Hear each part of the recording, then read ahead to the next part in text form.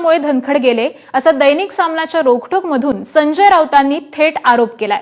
पंतप्रधान नरेंद्र मोदींनीच धनखडांना हटवलं, मोदींना वाटणारी असुरक्षितता हेही मोठं कारण आहे असं देखील राऊत या सामनामधून म्हणतायत। सपाच्या रामगोपाल यादवांचं भाकीत हे खरं ठरलं, ये आदमी कार्यक्रम पूरा नहीं करेगा असं सपाचे हे यादव म्हणाले होते आणि धनखडांएवढी लाचारी भाजपचे लोकही करायचे नाहीत असं देखील सामनामधून म्हणण्यात आलेलं आहे।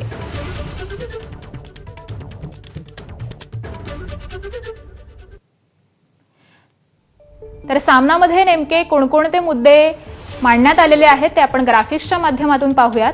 नरेंद्र मोदी यांनी जगजीत धनखड यांना उपराष्ट्रपतीपदी आणलं, आता मोदींनीच त्यांना घालवलं।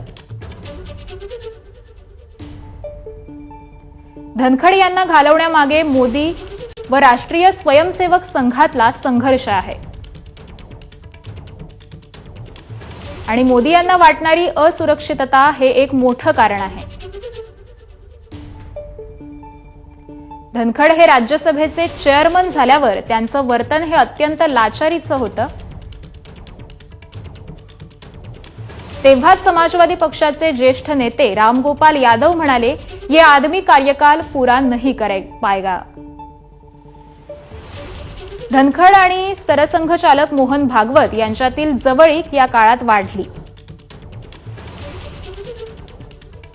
धनखडवर सरसंघचालक मोहन भागवत यांच्यातील जवळीक या काळात वाढली। संघ आणि धनखड यांच्यात शिजत असलेल्या खिचडीमुळे मोदी कमालीचे नाराज झाले होते। उपराष्ट्रपती धनखड यांच्या राजीनाम्याने दिल्लीच्या पोटातील खळबळ बाहेर आली। भाजपात सगळे आलबेल नाही हे स्पष्ट झालं।